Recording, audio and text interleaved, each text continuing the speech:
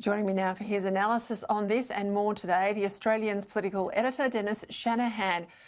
Well, it's a real shift we're seeing here, particularly because I don't think the Treasurer, you know him as well as I do, would be moving without some sort of sanctioning from the Prime Minister or the Prime Minister's office. The Premier says today he needs more data. Yesterday he needs more data.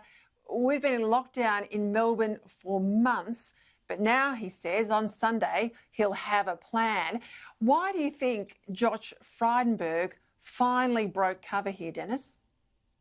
Well, I think, Peter, that for a start, Josh Frydenberg is a Victorian MP, and a lot of Victorian MPs, including Labor MPs, are very angry with lockdown, the extent of the lockdown and the effect on their families and other families. But he's also the Treasurer. He can see the impact that the Victorian second wave has had on the economy. It's costing us billions nationally, and so he wants some action. So this is passionate.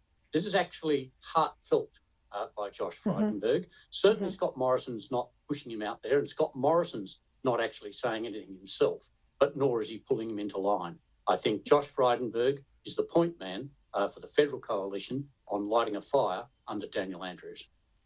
Yeah, I pick up your point about passion too, because particularly the footage I saw yesterday and played it at the top of the show, that's the most animated I've seen the Treasurer, and I think he's really trying to, with this crisis, step up into the role of the senior Victorian Liberal leader, if I can say that. The position that was occupied all those years ago by Peter Costello, but has basically been a vacant position for some time. There's a sense that Josh Frydenberg is trying to step into those shoes. I want to go to the Newspoll, latest Newspoll out today. A bit of a confidence boost for Labor in two party preferred terms, major parties, as I said a little earlier, 50-50. That's a 4-point turnaround in Labor's favour over the past 3 weeks. In terms of the better PM stakes, very, very slight dip here for the PM, down 2 points to 58, still miles ahead of the Labor leader. He might have moved 4 points, but he's only 29, so he's a long way from competitive. In primary vote terms, Coalition 41%, falling back to figures we last saw towards the end of April. Labor's up 3 to 36. That's interesting in itself. What's your read on these numbers, Dennis? Well, first of all, Peter, I don't think there's a great deal of difference here. It's a good result for Labor, and it's a better result for Anthony Albanese. But it's been a long time coming.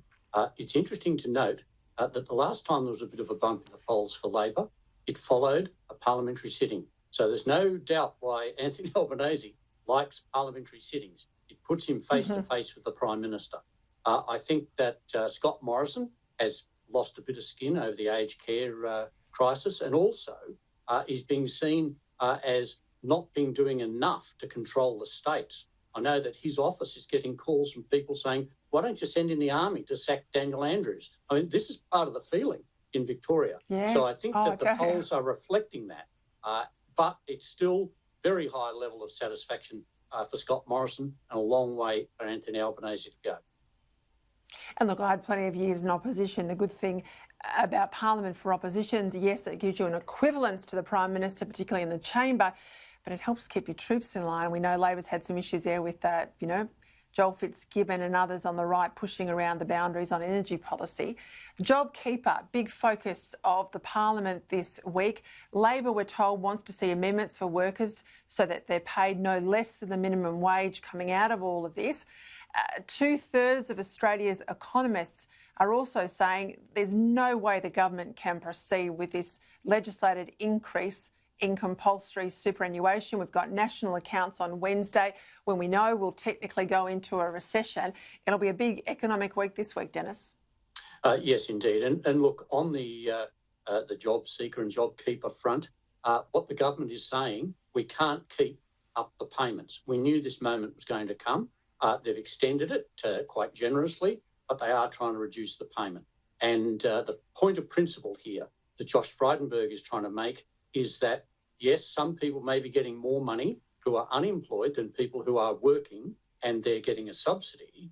But the point is of the JobKeeper was that it was to keep people in work. It was to keep the contact with the job. It wasn't to provide a minimum wage. And on the superannuation, this is going to be the big issue to come in the next 6 months. It's pretty clear the government feels that employers and the government can't afford to go ahead with the increase of the superannuation level by another 0.5%.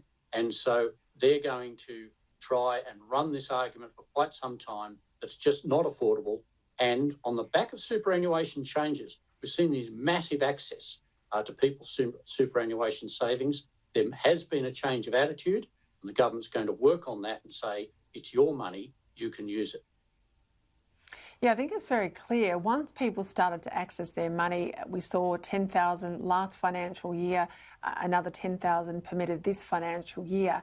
I think it crystallised for people the better understanding that this is their money. I think for too often there's a sense that superannuation somehow is a payment from the employer for your retirement, but it's in fact money you forego via the payments from employer to your super fund, but it's your wages that are headed off to a retirement fund, not some special allowance. And I think that's starting to change public perception.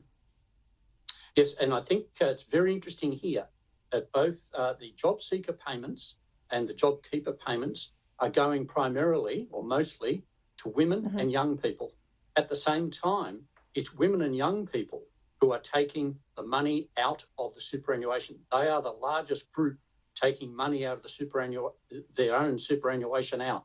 So these are young people and women who have had part-time jobs. They don't have big balances, and they may face the risk of losing whatever balance they have over the years because of increased fees of fees and management and so forth. And so what they're saying is, give us that money now. And it's women and young people. That's who it is. And they've been the most vulnerable in terms of jobs in this pandemic, of course, so they need the money. They need the money. Dennis Shanahan, thanks for your time. Thanks, Peter.